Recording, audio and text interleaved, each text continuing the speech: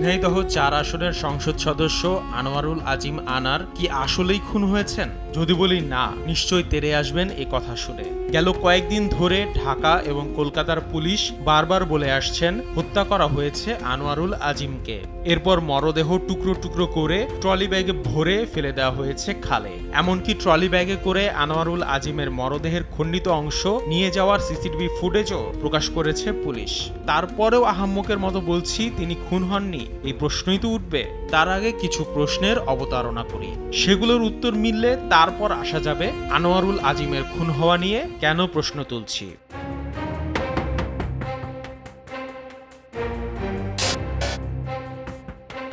নগদে 500 টাকা বা তার বেশি পেমেন্টে পেতে পারেন ঢাকায় জমিসহ 20 কোটি টাকার পুরস্কার। ভারতে গিয়ে 4 দিন ধরে পরিবারের সঙ্গে যোগাযোগ বিচ্ছিন্ন ঝিনাইদহের সংসদ সদস্য আনোয়ারুল আজিম আনার, এমন দাবি নিয়ে গোয়েন্দা কার্যালয়ে গেলেন তার মেয়ে। এই প্রথম গণমাধ্যমে এলো বিষয়টি। এরপর 2 দিন না কাটতেই গণমাধ্যমে পুলিশের বরাতে খবর খুন হয়েছেন আনার। কলকাতা এবং ঢাকার পুলিশ একযোগে জানালো এই খবর। নড়ে চড়ে বসলো পুরো দেশ। ভারত এবং সবখানেই হতভম্ব সবাই, শোকে স্তব্ধ আনারের পরিবার, স্বজন, ভক্ত সবাই। সকালে স্বরাষ্ট্রমন্ত্রীর পর কথা বললেন ঢাকা মহানগর গোয়েন্দা পুলিশের অতিরিক্ত কমিশনার। পরের দিন তিনি সংবাদ সম্মেলন করে 3 জনকে আনার খুনের দায়ে গ্রেফতারের কথা জানালেন। কিভাবে আনারকে খুন করা হয়েছে সেই বর্ণনাও তিনি গ্রেফতারকৃতদের বরাতে গণমাধ্যমকে জানালেন। রোমহর্ষক সেই নৃশংস হত্যাকাণ্ডের বর্ণনা শুনে আপামর মানুষ শিউরে উঠল। কখন, কিভাবে, কারা আনারকে হত্যা করলো সেটা একেবারে পুঙ্খানুপুঙ্খভাবে বের করতে পারলেও হত্যার মোটিভ বা কারণ সম্পর্কে এখনো কিছু নিশ্চিত হতে পারেনি পুলিশ। এদিকে কলকাতা পুলিশের বরাতে গণমাধ্যমে এলো স্বর্ণ চোরাচালানের দ্বন্দ্বে আনার খুন হয়েছেন। এরপরে তারাও খুনের কারণ সম্পর্কে মুখে কুলুপ এঁটেছেন। হ্যাঁ, মানছি এরকম একটা খুনের কারণ বের করা এত সহজ নয়, কিন্তু তাহলে তো অনিবার্যভাবে এই প্রশ্নটাও আসবে, অভিযুক্তদের গ্রেফতার করে আদালতে তোলার আগেই হত্যা রহস্যের পুরোটাই বের করা গেল, কিন্তু কারণ বা মোটিভ বের করতে পারা যাচ্ছে না কেন? আচ্ছা, কলকাতা পুলিশ বলল আনার খুন হয়েছেন সঞ্জীবা গার্ডেনে।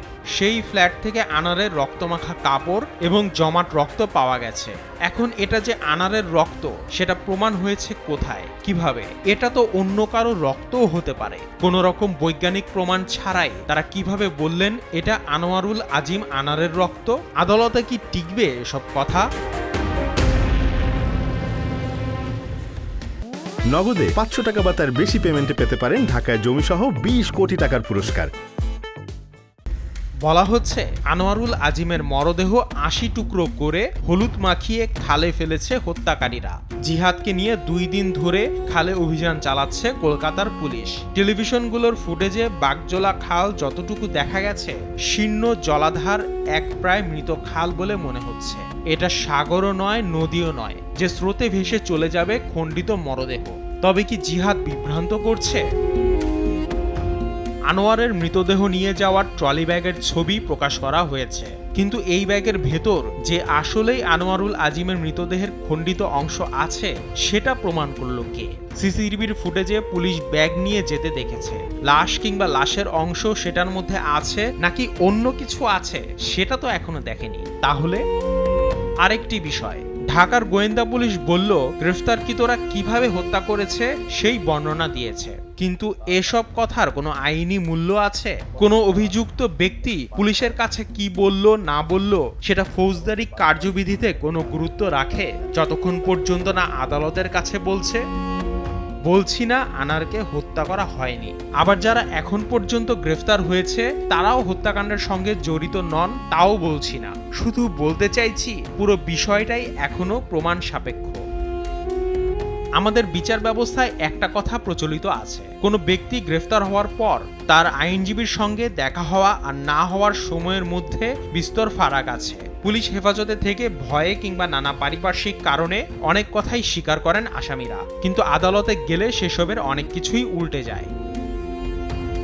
আরেকটি প্রশ্ন, আনোয়ারুল আজিমের সংসদ সদস্য পদের কি হবে? সেটি কি শূন্য ঘোষণা করা যাবে তিনি খুন হয়েছেন এই কারণ দেখিয়ে? তাহলে তো অনিবার্যভাবেই প্রশ্ন আসে, তিনি যে খুন হয়েছেন সেই প্রমাণ কোথায়? পুলিশের মুখের কথা তো আর প্রমাণ না।